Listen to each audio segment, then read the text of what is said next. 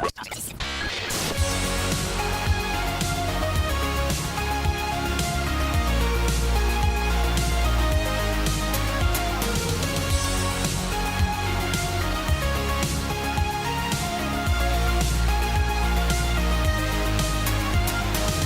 everyone, and welcome to the 15th episode of the Tuesday Night Podcast.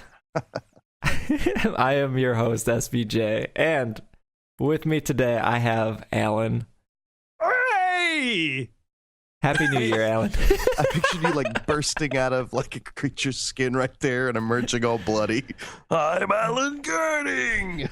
Hey, yeah, I'm a co-owner of Tuesday Night Games. We made 2 Rooms and a Boom. Yeah, and I do other stuff.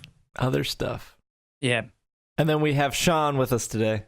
I am Sean, defeater of mortals, eater of souls, and out of stalker of 2 Rooms and a Boom.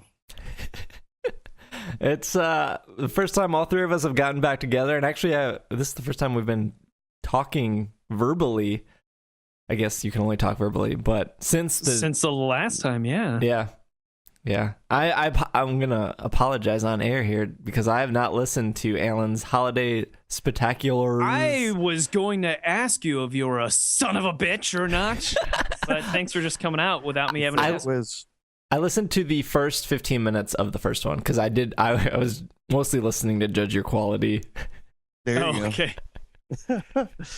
That was the Star Wars one, the Star Wars recap one. Yeah, and to be honest, I stopped listening because I was in the process of watching those movies. Gotcha. Oh. Gotcha. Sean, did you listen to any of them? You don't have to lie to me. I listened to none of them. I hate you guys. I'm working on it. I'm going to do it. Hey, no pressure. I mean, it's to our listeners at home, I don't listen to this podcast either. I get on, I talk my nonsense, and then I go back to my stupid life at staring at my phone and makes sense. Eating, shitting. Well, I can make you feel better, Alan, and tell you that the numbers for download wise closely match a normal episode. Oh, sweet. That's so cool. People were listening to them. I totally messed up on the most recent one where I interviewed Michael J. Fox. I uploaded it.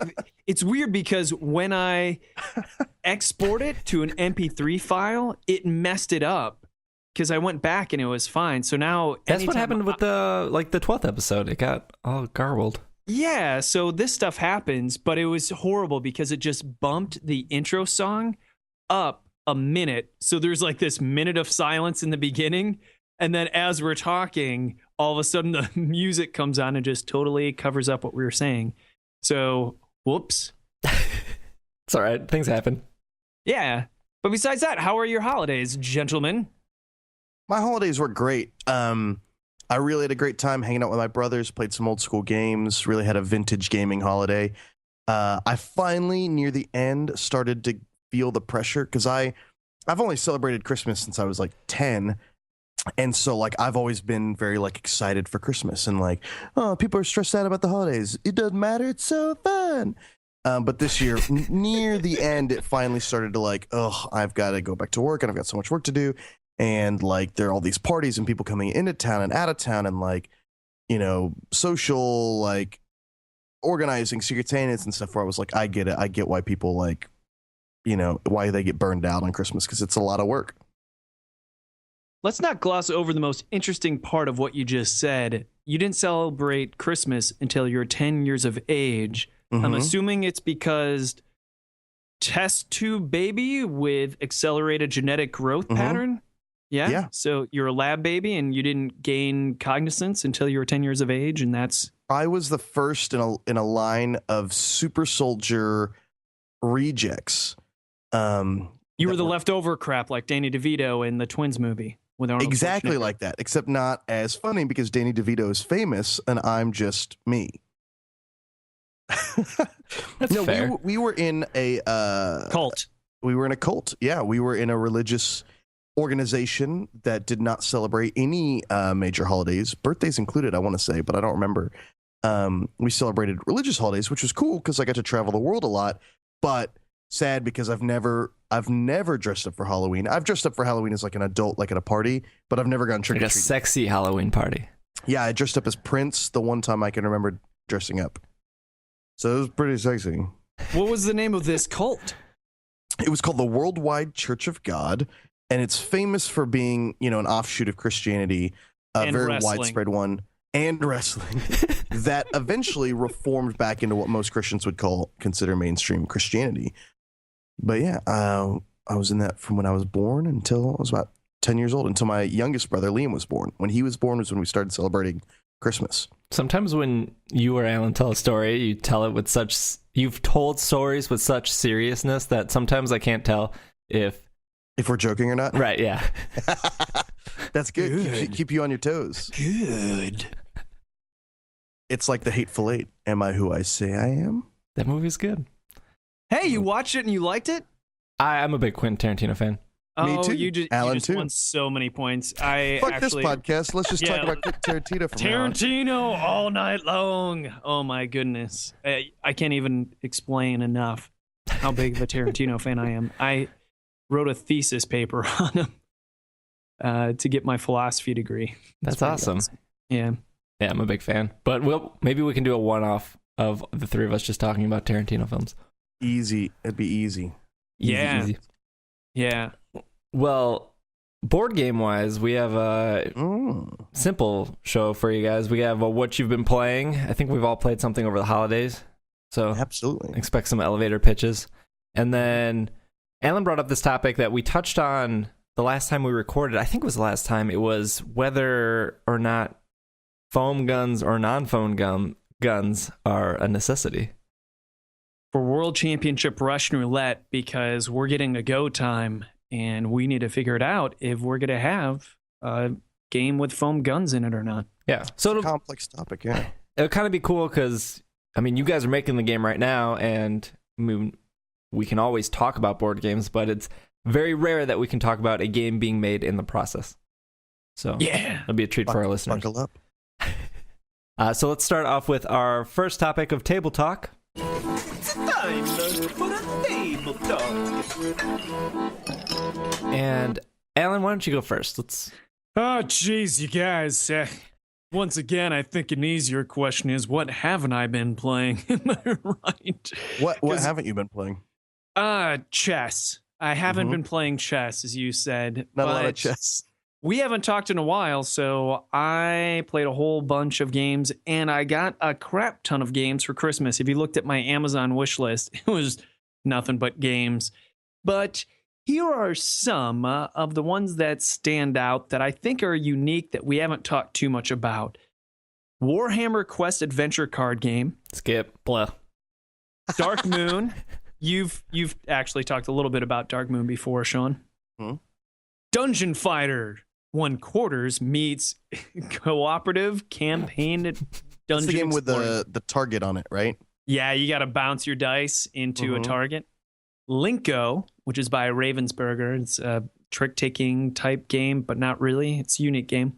Bears. A lot of bears. Fireside games. Justin DeWitt.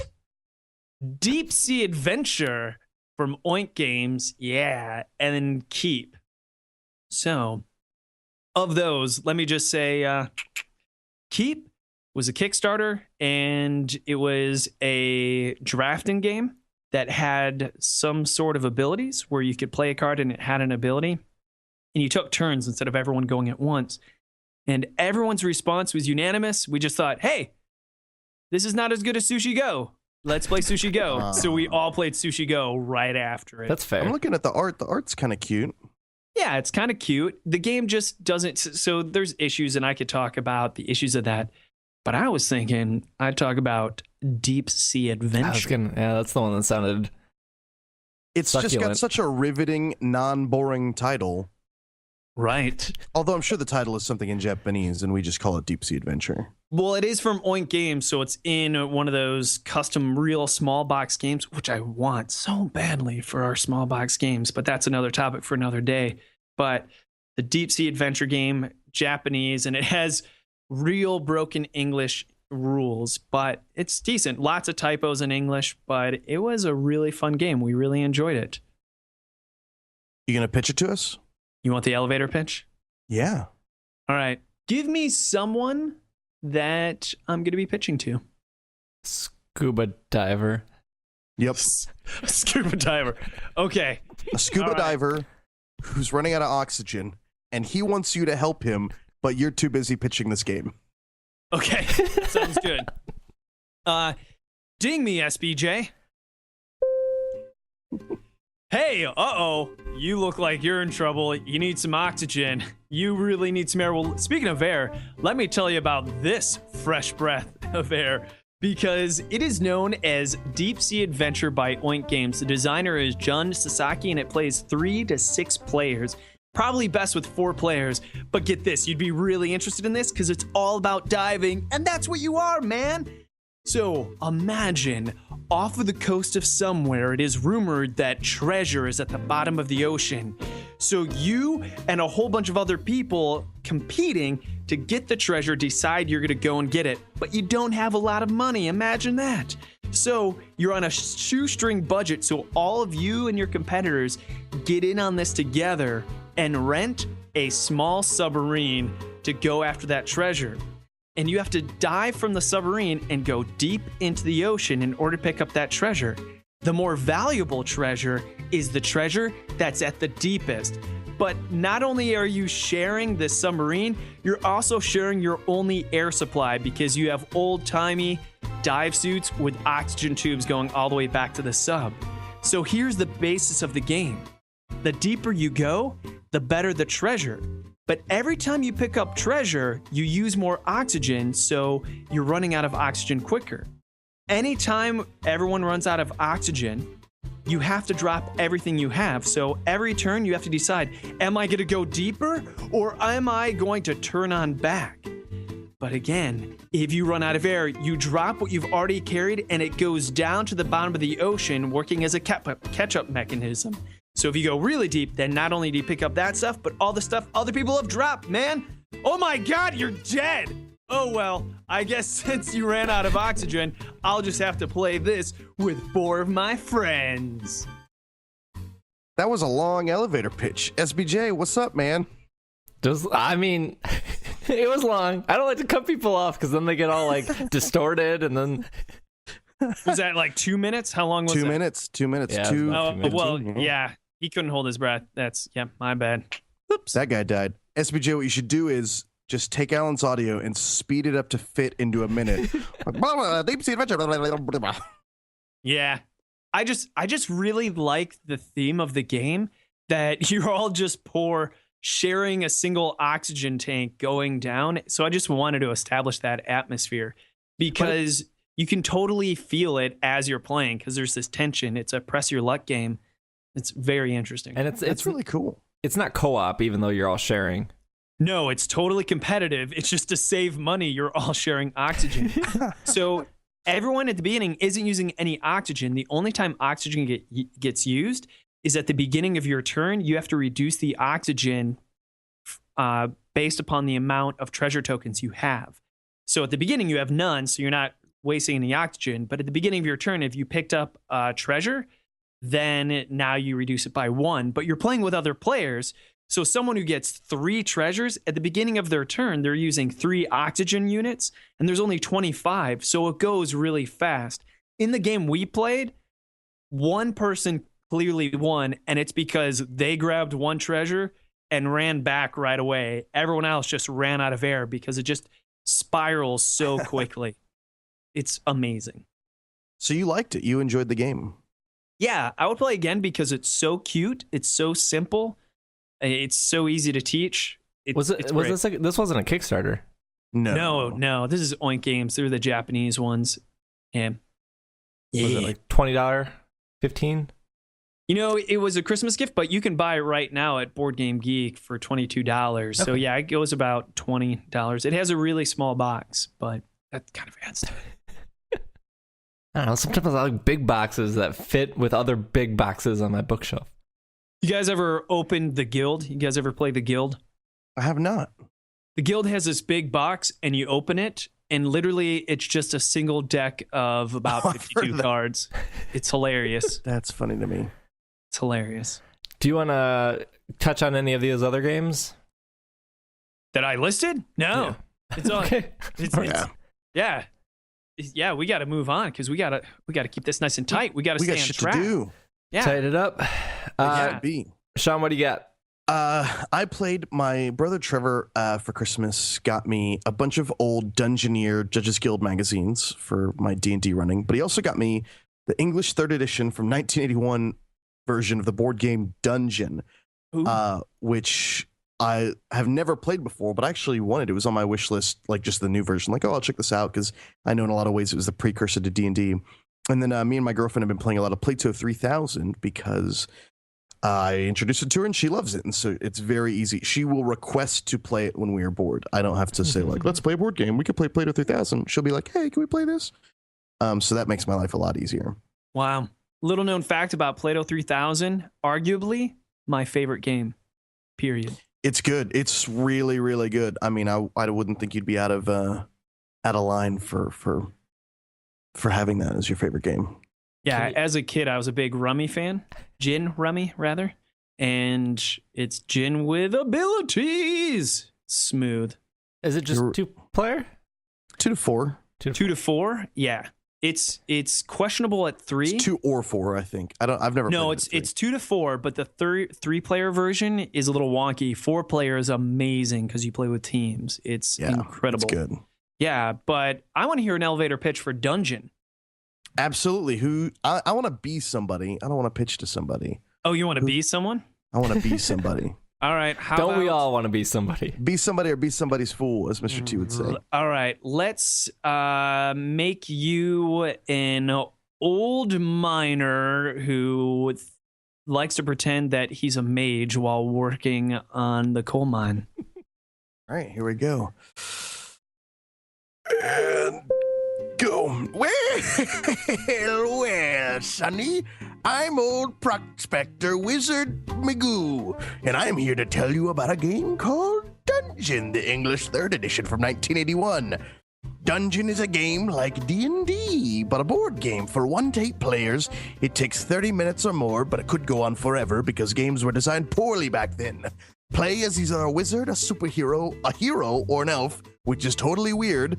You fight monsters and acquire treasure. The lower levels you go, the more powerful the monsters are, but the better the treasure is too. This game was unique in that it competed with other games of its time and showed the world what more interesting gaming could be like. But held up to today's standards, it's a pretty shitty game. So yeah.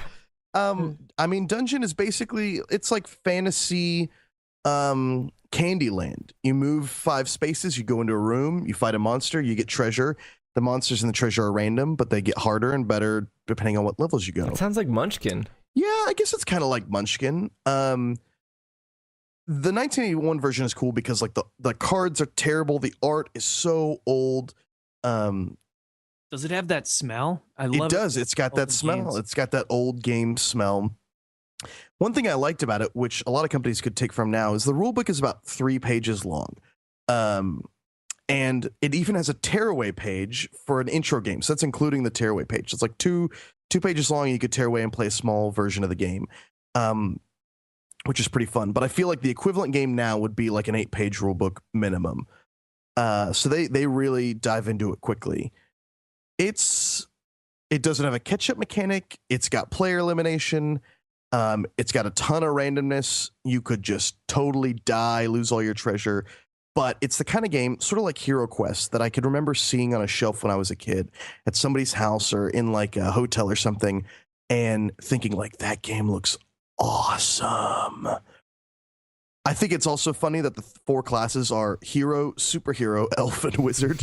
And it's not like superhero like Superman. It's just like a hero with like Thor's helmet on. I don't get it. The basic mechanic is you go into a room, you draw a card for the monster, And there it has all the classes listed and all the spells listed. And if you are that class, it'll have a number there, and you just have to roll higher than that number on 2d6.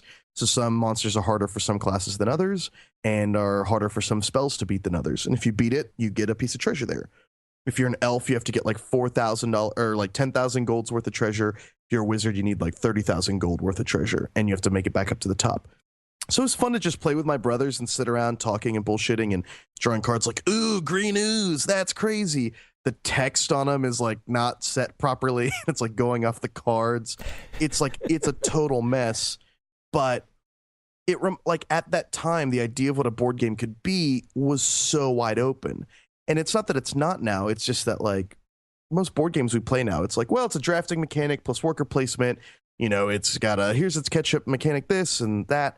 I feel like the board game arena has been explored so much more now that a lot of games are combinations of previously existing games.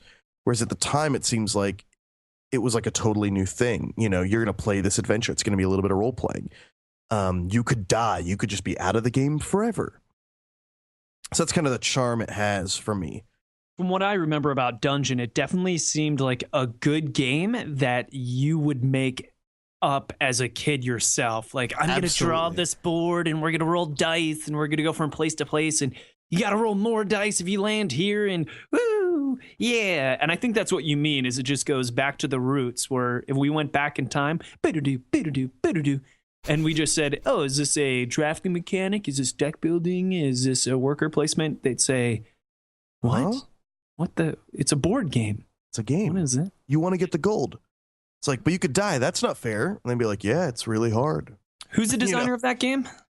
Gary Gygax is one of the designers, but it's got a whole team. Chris Dupuis, I guess, Michael Gray, Larry Kessling, David R. McGarry. Like, it's on 5th edition right now. I'm trying to remember the primary designer. He's at GaryCon every year. And Schwab, Steve Winter. Yeah, I wish David I R. remembered. McGarry. I'm losing my cred here, but he would just sign the copies. So if you ever go to GaryCon, which is in near your neck of the woods, SBJ, I believe it's in Lake Geneva. Yes, it is. So you can. Is that get, where Gen Con started? Okay. Yep. Before they moved to Milwaukee and then to Indiana. Yeah. Yeah. Very cool. As the Indians say, Milwaukee. Yeah, so it was cool. Like, you know, D&D could have very easily not happened. You know, it took a lot of things breaking a certain way for the game we know as D&D to exist. And I think this board game is part of that history, you know? So I just thought it was super interesting. And I love these old games because, again, the playing field is wide open. So they'll do things that are total mistakes, but they're also experimenting a lot more than, you know, a lot of games you'll see on Kickstarter today. They're taking risks. Whereas, like, I bet the major problem with Keep is it's kind of like Sushi Go, but not as good and with different art. And it's like, where was the risk there? That's one of the design rules nowadays. As a game designer, first thing you have to do is ask yourself, this game I'm making, is it better than the game everyone's going to compare it to? Because if it's not, stop wasting our goddamn time. I remember a friend of mine at Google saying that when they talk about hiring, there's so many good people working at Google already. The question they have to ask themselves is, would I fire someone right now to make room for this person? And that's kind of like what you got to ask yourself as a game designer. Like, is this game going to kill the competitor? Is it going to be so good that people don't even want to buy the other game? And that seems like really competitive. But I think at the very least, you need to be thinking of, no, this is just my version of Catan, and it's in space. It's like, well, great, cool. But you're not really adding to the discussion. You're just adding to the noise. You can also ask yourself, if people are playing this game, are they wasting my goddamn time? Mm-hmm. Mm-hmm. SBJ, what about you, though? I asked myself over the weekend, what game do I want to play? What was really cool is, so I got 2 new games that I think we'll eventually talk about. I got Pirate Den, which I think you got as well, Alan. Yeah, I played that. That is from Crash Games. That's a Patrick Nichol game. Yep. I have yet to play it, though. And then I got Desert Island, which is the sequel to Lifeboat, which is also a Kickstarter game. So I got both those. I backed that, too. I didn't get mine yet. You already have yours? Bunch of bullshit. Yeah, I got mine the same time I got Pirate Den. What? I still haven't gotten mine. Oh, I got to look into this. Pirate Den is a Patrick Nickel game? I'm looking at It was a Crash Boyan. Games. Didn't Boyan make it from Tabletop? Yeah. I'm looking at a Pirate Den by Gamesmith. But maybe there's more than one Pirate Den. So Gamesmith, which is run by Boyan, I can't remember his last name. I'm sorry. When the Kickstarter, Radakovich. yes, from what I understand, when the Kickstarter had trouble, he then went to Crash Games for them to be the publisher to get it out faster. I see that on BGG. That's crazy. What a baller move, Patrick. See, Alan, I know stuff too. Still up for debate. Alan's trying to figure out where his copy of Desert Island is. Maybe it's on a desert island. So I just talked to my wife. Yeah, she hasn't seen it either. This is bullcrap, man. So I had these two friends that I used to always play board games with, and they ended up moving to Texas. But they were in town for the weekend because their family was still here in Wisconsin. So I think I've learned over the years that when I first got into board gaming, I was always like, I live in Texas. You live in Texas. I was always like, I want to play this. And then I would be disappointed that like either the rule, like no one understood the game or somebody didn't have fun. And then all of a sudden the whole night was like, blah, why do I even do board game nights? So instead, I like to ask my guests what they would like to play because I know then at least they'll be happy. Good luck. And I'm cool with playing with whatever for the most part. Let's play Monopoly. It's way better than this. So Cheryl, who is my friend's wife, she was like, I remember when we played that dice rolling game, and my friend was like, oh, Machikoro, and I was like, perfect, yeah, let's play it. Machikoro is one of my favorite games. I recommended it a bajillion times in the last couple podcasts. Oh, no. But more specifically, I just want to talk about so what I was recommending was Machikoro with the expansion, the Harbor expansion, which drastically changes Machikoro and kind of fixes the problems with the base game. The second expansion is called Millionaire's Row, and so that is what we ended up playing, and it was kind of a bit of a disaster because I was opening it up and there's just so many more cards, and so just so we don't run over time with this podcast, I love the expansion. It adds a lot of new cards, it adds a lot of new variables, it makes it still keeps, obviously, Machikoro is a very random and luck-based game, but it does add strategy to it still. Kind of like Ticket to Ride, I suppose. My only complaint and only recommendation, and actually the rule book suggests this, it just doesn't, it should kind of throw it in your face. Do not combine all three sets and use every single card from all three sets, because you will run into an issue where the later cards are like, this card would benefit if you have a whole bunch of farm stuff, or this card will benefit if you have a whole bunch of like cafes. And since there are so many cards, you're rarely going to stock up on one set. Like you're never going to have a whole bunch of cafes and then have the card that benefits from the whole bunch of cafes, because there's just so many cards in the deck. So like if you don't like playing with like the farm stuff, just remove it. Like the rulebook says that's cool. So that's my only recommendation. Like, do not play with like the 100 plus cards it does, because the first 20 turns, like the first 10 minutes of the game, it was just like, all right, go, pass. I can't buy anything. I'm getting one coin a turn. Pass. So like, just remove like, oh, like the parks are really lame. They don't really do anything. Just get rid of all the park cards. The sushi parlor is kind of lame. Get rid of the. That's my recommendation. It's interesting because I thought you were going to go the other way, where the game's broken because there's so many cards. There's so many farm cards that those cards that give you income based on how many farm cards you have is now broken. But you went the other way. I was really surprised when you said that. Yeah. I haven't played with the expansions yet. My opinion of Machikoro is I really hate it, but I know that I know that so many people like it, and this is me. So I got it. It was one of the things I asked for Christmas. We played it, and I got it because so many people request it.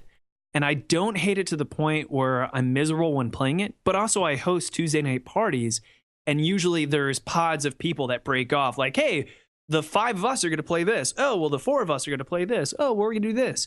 So I got it to throw to the plebeians of like, here, you guys like Machikoro? You like rolling dice? Here you go. But I haven't played with the expansion because you said the one expansion fixes what's wrong with it, making it more a skill-based game. So maybe I should try it with the expansion. Well, just for our listeners real quick, the base game is just, here is everything available in Machikoro. Buy what you want, and then whoever builds their first 4 landmarks win. And so my strategy in the base game that has always worked was never roll 2 dice and just keep buying convenience stores. Because once you roll a 4, you're going to get like 20 coins. And it wins every single time. Just only buy convenience stores. Only hope for a 4. You'll eventually get it. Once you get it, you'll have enough coins to just buy everything you need for the rest of the game and win. But I'm so bored right now. The expansions, instead of just laying out the base cards, you mix everything up and then you draw 10 cards. And if you draw a double, it just stacks on top. So once one pile runs out, you flip over the deck and then it adds something new to the marketplace. So then every game you play is just dramatically different instead of laying out, here's what we always look at to buy. Steve's going to buy all the convenience stores and win. Now Steve can't. I think it's more of an Ascension thing with the conveyor belt, because once you buy something, that's when you replace something. Is that how it goes? Yes. SBJ? Yeah.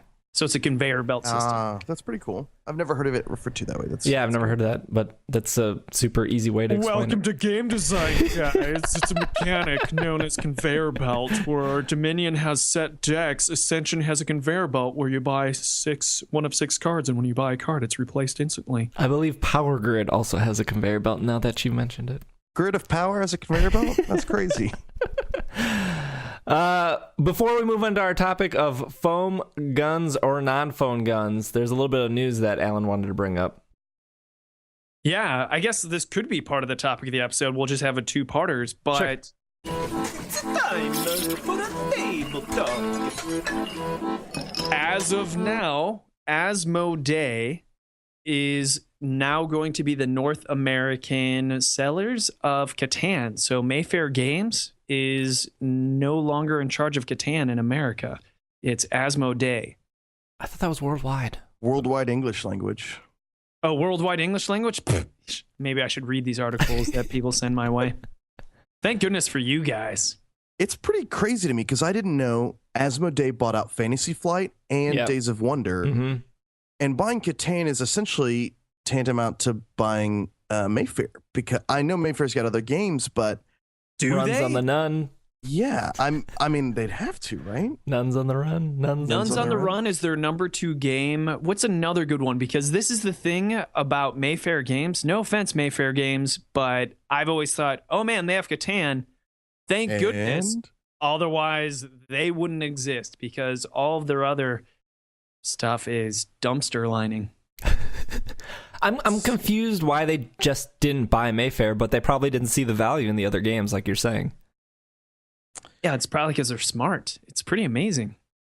They have Caverna?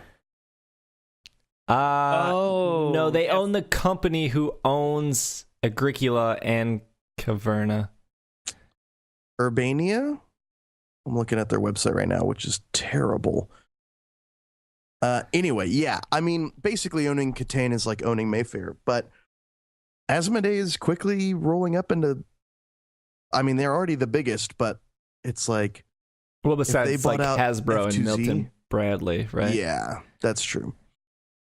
They're huge. I mean, there were articles in like Forbes about this, especially when they acquired Fantasy Flight, which is just a huge board game merger. It's crazy. Sean, what are you going to do if Asmodee calls us? I think I would sell for $1 million. I could split $1 million with you. Just $1 million? 500,000 each way? It'd be really easy to walk away if I just knew after Texas you and I were just going to have $1 million just to each. Because I've always said, like, we got 6 more days of the week, man. 7 lives for this company. We'll make Wednesday night games tomorrow. Exactly. Yeah, we'll sell Tuesday night games. Hello, Wednesday morning. That's awesome. I don't think it's like, I mean, it's obviously big news, but I don't think it like changes anything like day to day. It's just like, no, okay, not for gamers. Yeah, not for gamers. that's cool. It's just an interesting trend. I mean, we're just seeing the emergence of the next, multi-conglomerate board game company.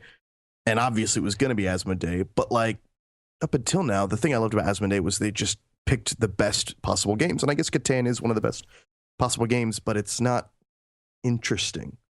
You're seeing a lot more fun, cool stuff come out of the indie guys. Well, Asmodee has Cash and Guns, and they have foam guns.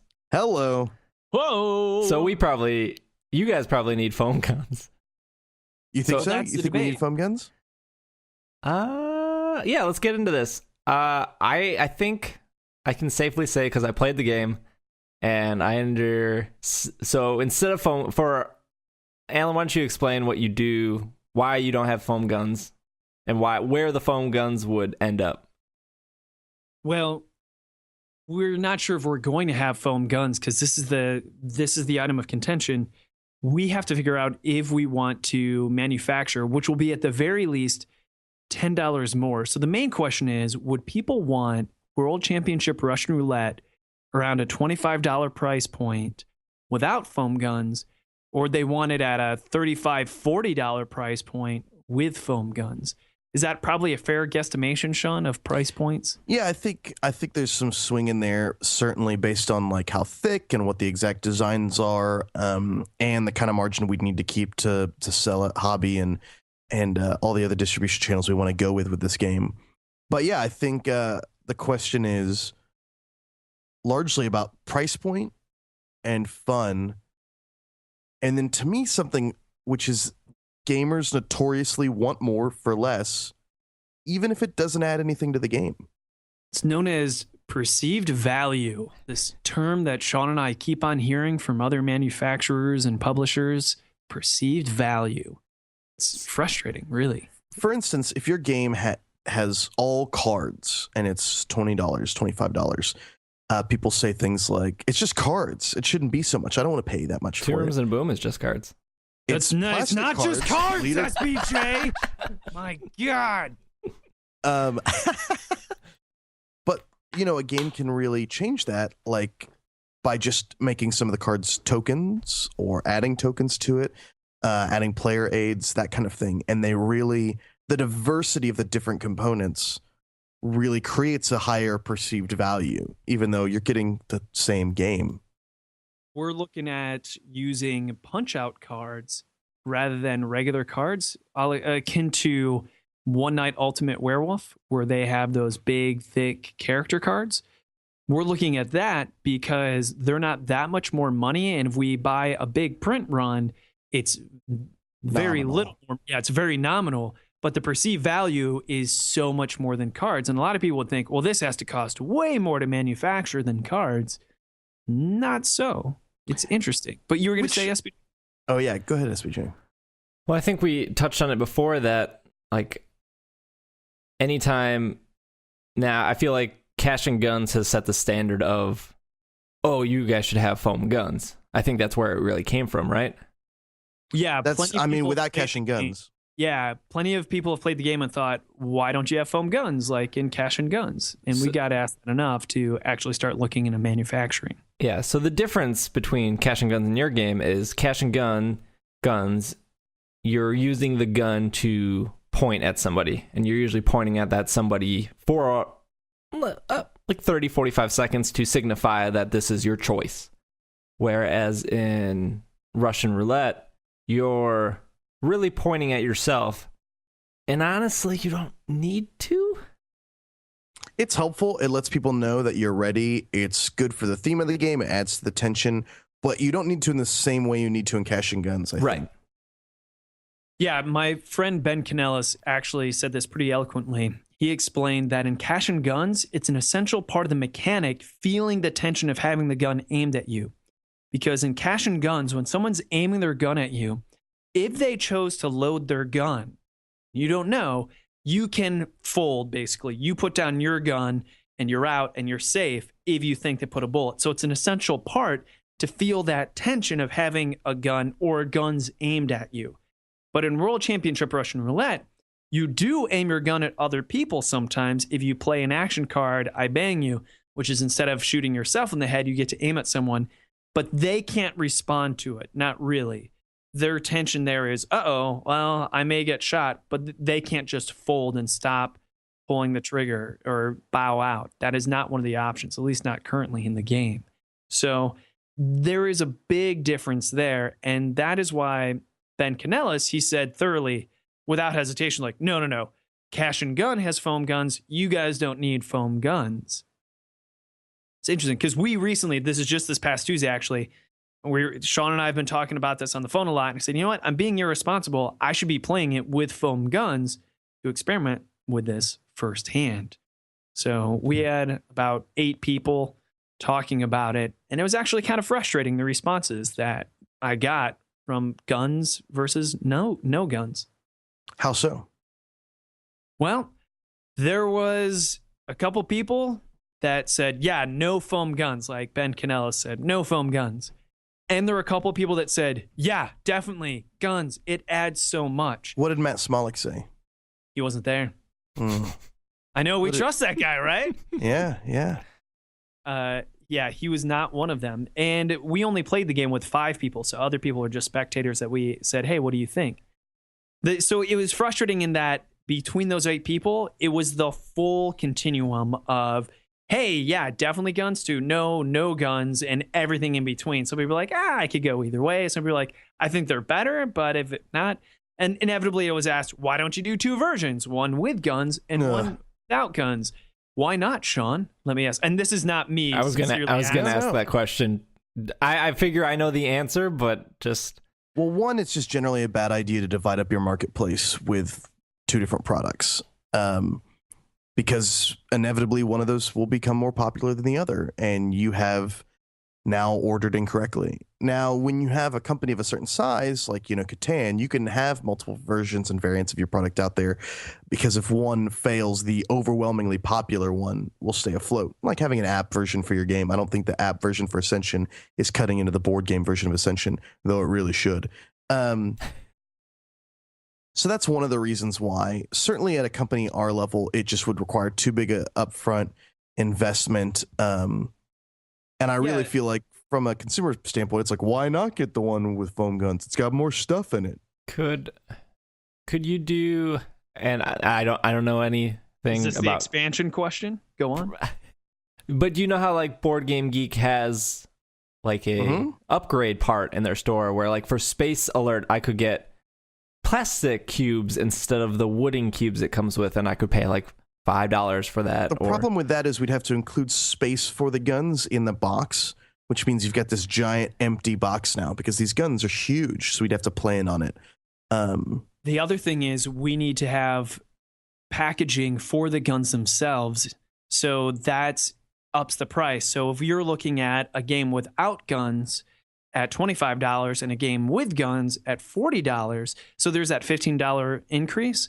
Just buying the guns would probably be a $20, $25 purchase, because now you also have to pay for the packaging of the guns that aren't already in the package alone. But Sean is absolutely right, where a lot of people say like, well, crap, this doesn't even fit in my original box. Yeah. I hate. I don't think the game needs guns. I'm just playing devil's advocate. It definitely doesn't need guns, because the vast majority of people who've played it have never played it with guns, and they all loved it. Otherwise, we wouldn't be going forward with it.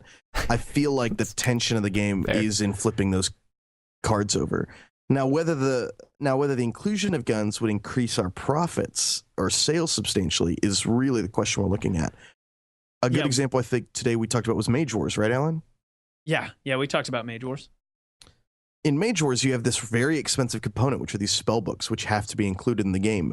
But the game is basically unplayable without them. Even though mechanically it doesn't affect the game at all, it just helps you play the game better. Sort of like One Night Ultimate Werewolf's app.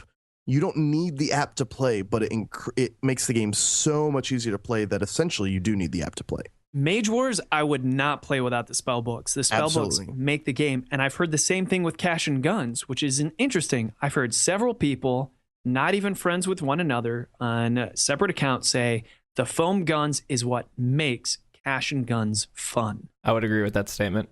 Which is sad for cash and guns. Yeah, I mean, but it's not a bad game though. The thing is, it's just getting a gun aimed at you. It really incites that. Whereas if it was just fingers, I don't know. I think in why I would say, like, if cash and guns had no guns, for me, I wouldn't bring it places because I know when I open it and I'm teaching it to new people, they're always like, oh, what crazy game is Steve going to bring out? How long is it going to take to learn this? And like, what Cash and Guns does is once they see the foam guns, they grab them right away. It's like a lot of games, people don't gravitate to a game piece instantly and like just start pointing it at people and we're like, oh my God, this game has guns. Like, we're going to kill people. And it's just like... And I don't think Russian Roulette has that problem. I think once people say here, like, yeah, it's World Championship Russian Roulette, we know within 2 seconds if that person is a customer or not, because immediately they get that joke, or we say like, hey, you're the captain of a World Championship caliber Russian Roulette team, and people are like, oh man, I gotta play this, Whereas like if you say Cash and Guns to me, I'm like, okay, that could be anything. It really could be any kind of game. It could be Monopoly with, it could be Grand Theft Auto. You bring up the next point.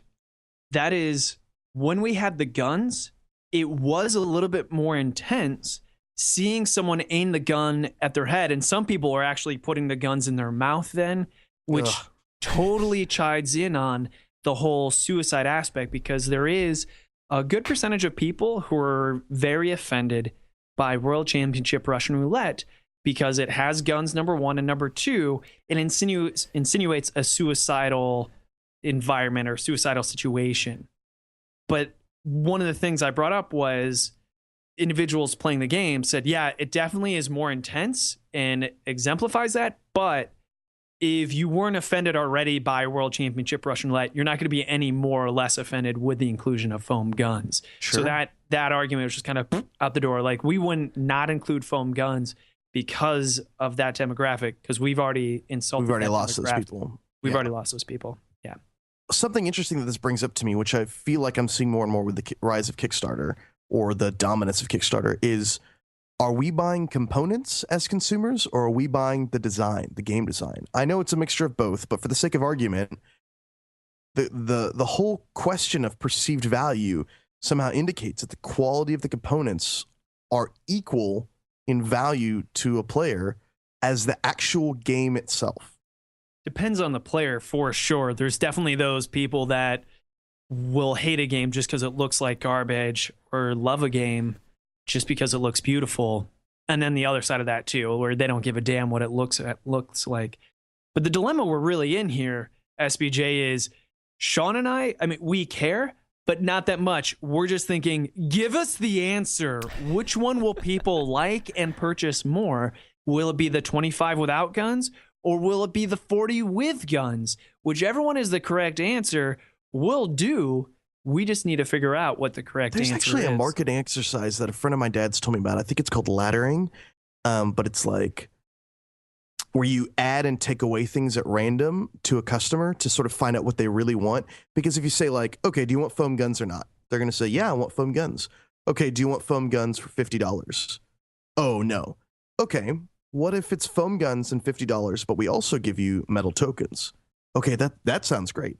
Okay, what if we make it $25, no foam guns, no metal, you know what I mean? And you sort of bounce them back and forth between adding and taking away things to sort of get them to actually honestly tell you what they want, which a lot of times I think most of these people don't even know. I think in the abstract saying, yeah, give me foam guns is very easy. What if you go more of a indie board and cards, indie board and cards. So with their very first edition of the Resistance, it was just, here are the spies and here are the Resistance. And then second edition was, here are the spies, here are the Resistance, here are these other, what are they called? Event cards? Mission cards? Yeah. Something like that. And then the third edition, they took away the mission cards and they added... If you're insinuating that we continue to make the game worse over time, then I think I like what you're saying. Well, what I'm saying is, why wouldn't like first edition be no guns? And then if it does really well, you could do a second, more deluxe edition with guns, in a year or two when you're out of stock and you have to reorder and you have to make these choices. I think that's a good argument. I think if you think long term, I'm talking 5-10 years, like some of these successful companies are, you absolutely have room for that kind of decision making, because you could say, yeah, eventually we were ordering 100,000 copies of World Championship Russian Roulette a year, and now the price point was so nominal, we could actually take it from a $25 game to a $32 game with foam guns, and that exactly fit our market, It's not unheard of, SBJ. As we speak right now on Kickstarter is Dead Man's Chest, the third print run of it.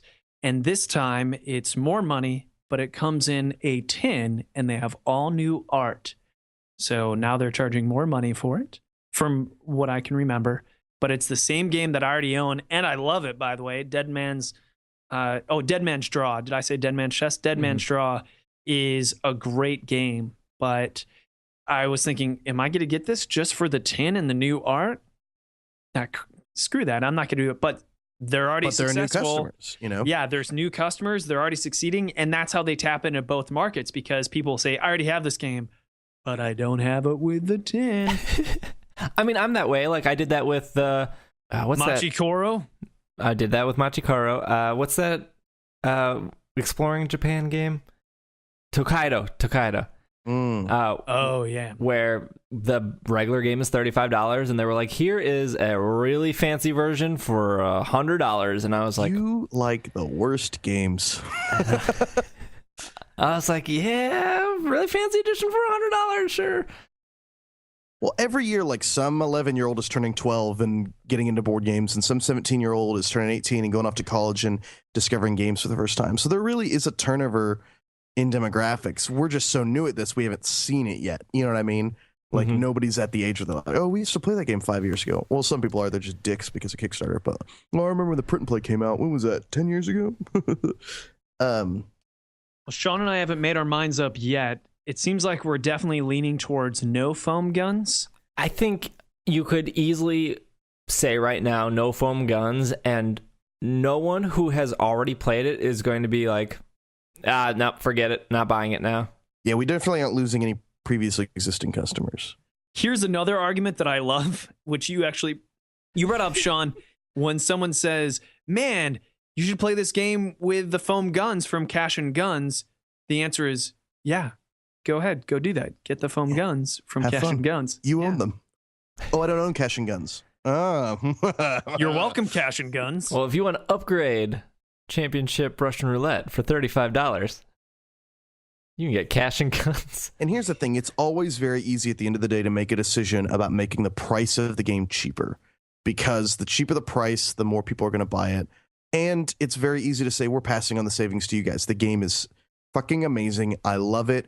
I've seen people trembling, afraid to draw the next card in their deck with their finger up to their head, you know what I mean? And not once has it been like, yeah, that game sucked, but I would have liked it if it had foam guns, Yeah, everyone who plays it, including SBJ's neighbor's dog, seems to like it, except for the rare individuals that have issues with the gun. And I'm not trying to take that away, but there's something very viable there. But I'd be interesting, even for feedback. So if people want to contact us, tweet us or do the podcast at Tuesday Night Games. That's night with a K, and let us know if you'd be more interested in a $25 version of the game without foam guns or a $40 version of the game with foam guns. Yeah, let us know, man. Well, like I said, when I played it, I didn't think of foam guns. Like, it wasn't like it. I didn't feel like the game was missing anything. I thought it was extremely fun, extremely good. My posse, as Alan calls them, they all walked away extremely happy with it. Nice. And so I will for say that functionally, the guns did add something, because sometimes it wasn't clear who was already out and who's still in. But with the guns, it was a definite visual representation of, oh, okay, Susie's out, her gun's down, she already blew her brains out, or she finished her bid of 2 trigger pulls. But Adam, man, he's still in it because he's quivering as his gun's in his mouth. So there was that. And that's why Crystal, my wife, was actually one of the people who said, guns, definitely guns. It just made it so much cleaner in that I knew what was going on with everybody because I could see their guns. However, she changed her mind the very next day and said, wait, I changed my mind. It's not totally necessary. So, Women. For $100, you get a copy of World Championship Russian Roulette, and we will buy a copy of Grid of Power and throw it away. And that's what you get. Last thing before we wrap up, and I don't want to put you guys on the spot, but do you have a tentative Kickstarter date? As soon as possible. Okay. We're getting sketches in for art, and I'm so excited to see those sketches. So excited. Right, and from what you guys have expressed to me, you don't want like another 2 rooms and a boom situation. It's easier to delay a Kickstarter than it is to delay the fulfillment of one. Right. We want to make sure that all of our I's are crossed and our T's are dotted before we hit the launch button on this Kickstarter. There you go. But we're moving forward. We've made some great progress. We've been getting quotes back and forth. We're pretty excited about it. Cool. I'm very excited about it. I was very excited when I played it at Gen Con, but nice. There we go. Alan, where can they find you? You can find me on Facebook. I'm lonely and I'll accept any friend request. My name is Alan Girding, ALANGER, ding, DING. I'm also on the tweets at Alan Girding. I like that. Sean? You can find me on Twitter at Sean McCoy, SEANMCCOY. And is it Tuesday night game? It sucks. It's Tuesday night game. Well, yeah, just take the day away. It's Tuesday night games, but take away the day. On Twitter. Cool. And then you can follow me on Twitter. It is at Dragging a Lake. I think that's all we got for you guys today. Otherwise, this has been another episode of this board game podcast. You're supposed to say this episode is. And this episode is... Finished! I've never said it before. That was perfect. That was a really good one. It's good.